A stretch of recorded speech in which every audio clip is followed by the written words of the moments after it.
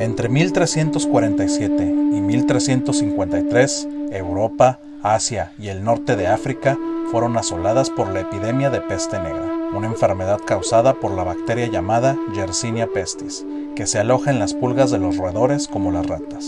El brote se originó en las estepas entre Mongolia y el norte de China y fue expandiéndose de oriente a occidente con el avance de las hordas de guerreros mongoles, saqueadores de todo a su paso a través de la ruta de la seda.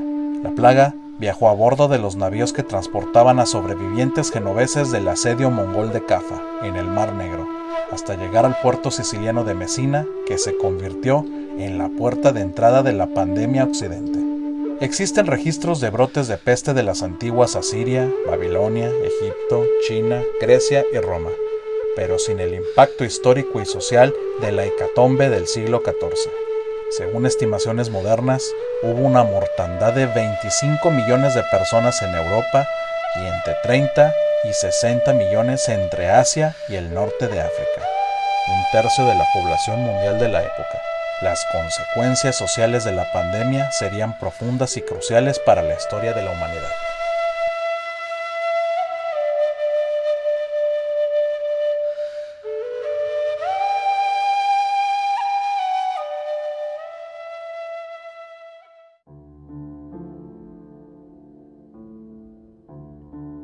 Desde el inicio de la civilización, cuando la humanidad domesticó los primeros animales y construyó las primeras aldeas y ciudades, los brotes de peste y otras epidemias han sido parte del devenir del ser humano. Sus registros se encuentran en archivos y crónicas de Asiria, Babilonia y las antiguas China, Egipto, Grecia y Roma.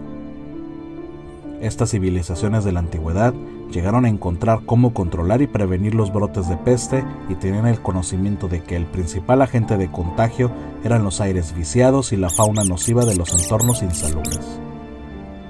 Mucho de ese conocimiento se perdió con la destrucción de las grandes bibliotecas de la antigüedad junto con sus valiosos textos.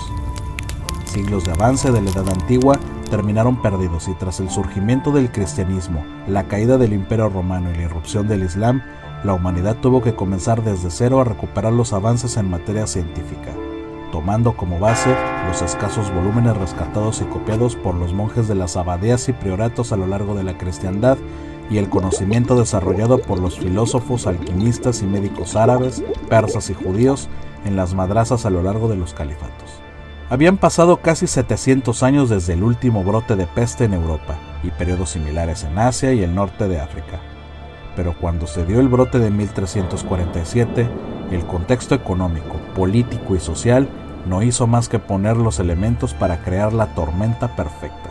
En la Europa de mitad del siglo XIV, tras un periodo conocido como la Pequeña Edad de Hielo por sus crudos y prolongados inviernos, trajo como consecuencia un periodo de malas cosechas que provocaron hambrunas, mientras se daba un desmedido crecimiento de la población que migraba desde la vida rural hacia las ciudades habitadas en su mayoría por personas en insalubres condiciones de hacinamiento y sin acceso a servicios básicos como drenaje y agua potable limpia y de calidad.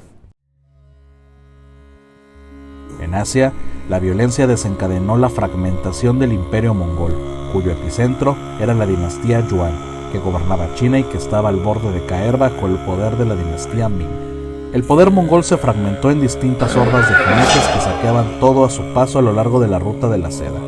Esto fue crucial para la expansión de la plaga. A pesar del sueño de Kublai Khan, nieto de Genghis Khan y fundador de la dinastía Yuan, de ver a su pueblo civilizado, sedentario y desarrollando una cultura sofisticada como la China, las tribus mongolas seguían aferradas a su estilo de vida ancestral, dedicadas al pillaje y cazando marmotas y otros roedores para subsistir, animales que son portadores de las pulgas transmisoras de la peste. El suceso que desencadenó este trauma de la historia es un asedio perpetrado por una horda mongola a la ciudad de Cafa en 1346, la actual ciudad rusa de Feodosia, en la península de Crimea, en el Mar Negro. Tras el brote entre sus filas, los atacantes mongoles no se retiraron, haciendo gala de su famosa crueldad, y lanzaron con catapulta los cadáveres de los muertos de peste a la ciudad, con el objetivo de infectar a sus habitantes y defensores. El oscuro objetivo se cumplió. En ese momento, la ciudad de Cafa estaba bajo la soberanía de la República de Génova. Algunos defensores genoveses sobrevivientes lograron embarcarse y buscar la huida hacia su patria. Hicieron escala en el puerto egipcio de Alejandría para arribar al puerto de Génova, donde se había corrido el rumor de los barcos llenos de infectados, por lo cual no se les permitió desembarcar, siendo tratados como si fueran una flota enemiga. Las naves genovesas infectadas no tuvieron otra opción que buscar otros puertos, y así fue como terminaron en el puerto siciliano de Mesina y puertos del sur de Francia y España, creando más focos de infección que expandieron la enfermedad. La peste negra se extendió por el actual territorio de Italia, dividida entre el reino de Nápoles, bajo el control de la corona de Aragón en el sur, los estados pontificios en la parte central, las repúblicas de Florencia, Génova y Venecia, estas últimas con diversos enclaves a lo largo de la costa balcánica y del Mar Negro, Francia y el Sacro Imperio Romano Germánico en el norte. En la península ibérica, Portugal ya era un reino independiente y las coronas de Castilla, Aragón y Navarra se encontraban en plena reconquista de lo que quedaba de Al-Ándalus.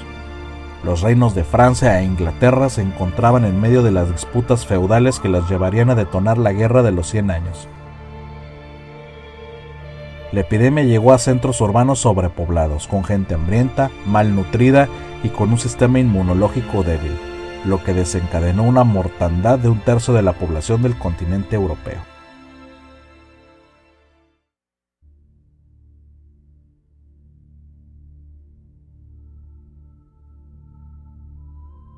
La enfermedad tuvo un impacto variado dependiendo de los niveles de desarrollo, infraestructura hidráulica y cultura sanitaria, así como el sistema de creencias de los distintos pueblos de las regiones donde se presentó, pero los textos chinos, persas, árabes, bizantinos y europeos coinciden en cuanto a los síntomas presentados por las víctimas. Según las crónicas de testigos presenciales de la epidemia de peste negra, como el célebre poeta florentino Giovanni Boccaccio, los síntomas presentados por los enfermos eran fiebre alta, incluso superando los 40 grados según estimaciones modernas, en algunos casos ocasionante de delirios por parte de las víctimas. Tos con esputos sanguinolentos. En medicina, esputo es el término correcto para denominar a la secreción producida por los órganos respiratorios y que popularmente conocemos como flema. Hemorragias nasales y de otros orificios corporales. En casos extremos, se documentaron hemorragias a través de los ojos, ano o a través de la orina y las deyecciones. Sed aguda. Según Boccaccio, algunos infectados sentían tal necesidad de beber agua que los llevó a ahogarse en pozos, ríos y arroyos, infectando muchas veces las fuentes de agua potable. Aparición del síntoma más conocido de esta enfermedad: los famosos bubones negros en ingles, cuello, axilas, brazos, piernas o tras las orejas. Los bubones son los ganglios inflamados y gangrenados pertenecientes al sistema linfático. Además de los bubones, algunas víctimas presentaban manchas en la piel de color azul o negro debido a pequeñas hemorragias cutáneas. Rotura o explosión de los bubones, supurando líquido con un olor pestilente. De ahí el origen de la denominación popular para la enfermedad. El hedor de enfermos y cadáveres llenos de esta secreción envenenó el ambiente de las comunidades afectadas, situación que afectaba severamente la salud mental de la población. Gangrena en la punta de las extremidades. Hay que decir que sí hubo algunos enfermos que lograron recuperarse. Según crónicas persas, había casos donde el bubón se secaba y el ganglio sanaba, siendo el primer indicio de recuperación de los pocos afortunados que resistieron la peste. Y en verdad fue así, fueron muy pocos afortunados. Al final, la enfermedad llevaba a la muerte en un lapso de unas 14 horas hasta 3 días.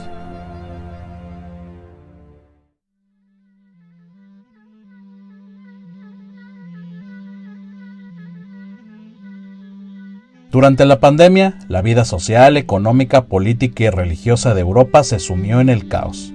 Algunos se aislaban en fincas para entregarse a los placeres en banquetes y orgías, para disfrutar de lo último de la vida terrenal, y otros se convirtieron en penitentes y flagelantes, que asumían la plaga como un castigo divino por sus pecados. La enfermedad fue muy democrática, ya que acabó con un gran porcentaje de la población de a pie, pero miembros de las élites fueron alcanzados, desde terratenientes, obispos, hasta reyes y reinas como Alfonso XI de Castilla y Juana II de Navarra, o Margarita de Luxemburgo y Felipa de Lancaster, reinas consortes de Hungría y Portugal respectivamente. Otro cambio importante en las consecuencias traídas por la peste fueron las costumbres de diferenciar a los grupos sociales por la indumentaria para facilitar censar a los enfermos y los muertos.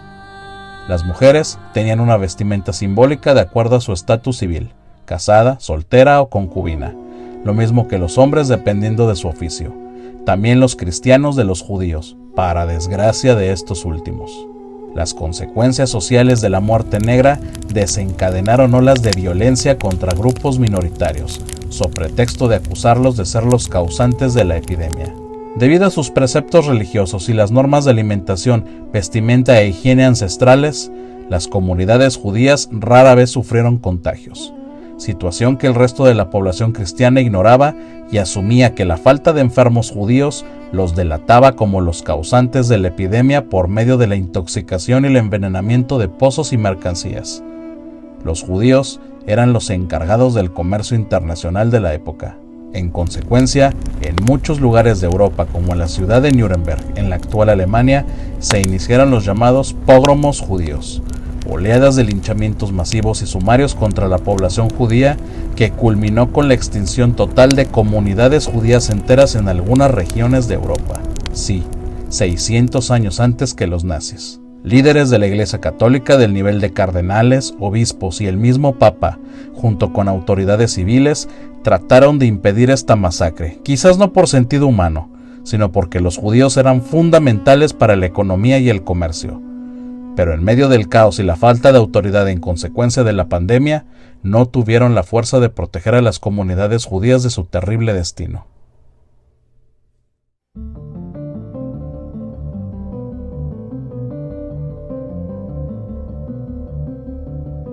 Hasta principios del siglo XX, a los médicos se les denominaba popularmente como físicos, y en Europa, los que se encargaban de los enfermos de peste negra pueden ser considerados como los primeros médicos especialistas de Occidente.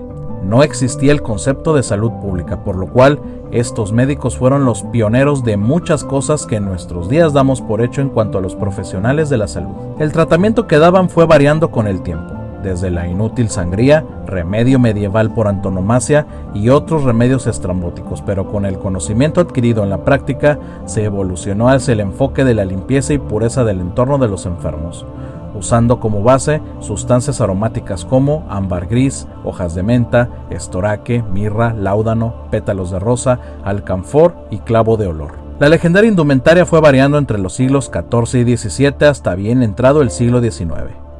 El cuero era considerado el material más sanitario debido a su facilidad de limpieza. Por eso fue el material elemental con el que se confeccionaban sombrero, máscara, guantes, calzado, cinturón y delantal, que se complementaba con una túnica de lino, algodón o lana dependiendo del clima y la estación, que era recubierta en cera para atrapar los malos humores. Desde tiempos remotos se tenía la noción que las enfermedades eran causadas por organismos invisibles. La icónica máscara de cuervo tenía como función aislar el hedor de los cuerpos infectados y cadáveres, lo cual se consideraba que era el medio de contagio. En su interior llevaba una mezcla de hierbas y especias aromáticas. El bastón tenía dos funciones: examinar a la distancia a los enfermos y alejar a la gente.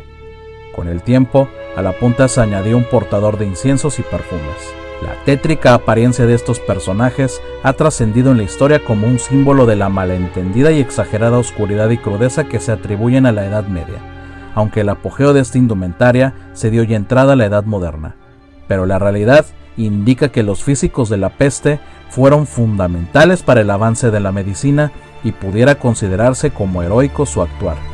Había que tener mucho valor, vocación y empatía para enfrentar un mal del que todos huían. Los físicos de la peste pasaron de ser simples carniceros que aplicaban brutales e invasivos procedimientos carentes de sustento y eficacia a ser pioneros constructores de los cimientos de la sanidad pública y la epidemiología.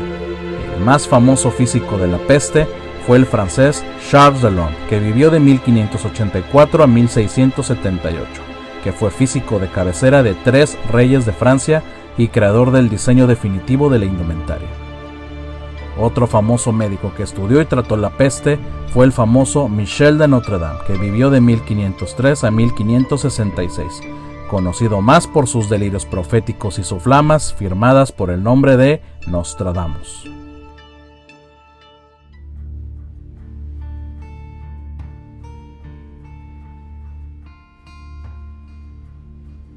La gran pérdida de población trajo profundos cambios basados en la movilidad social.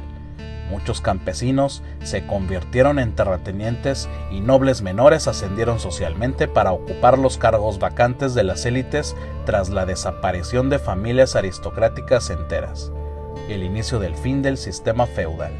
Con una menor demanda de alimentos, las hambrunas cesaron y la dieta mejoró, ya que la proteína animal y una gran variedad de alimentos estuvo al alcance de la población llana por primera vez, fortaleciendo su salud y esperanza de vida. En cuanto a las artes, el antes mencionado Giovanni Boccaccio escribió, durante los años de la epidemia, su obra maestra, Decamerón, compuesta por 100 cuentos llenos de situaciones cómicas, trágicas y profundamente eróticas, vividas dentro de un grupo conformado por 7 doncellas y 3 jóvenes que pasan la cuarentena de la peste en una villa a las afueras de Florencia. Decamerón es una de las obras fundacionales para la lengua italiana junto con la Divina Comedia de Dante Alighieri y una pieza clave para la literatura universal.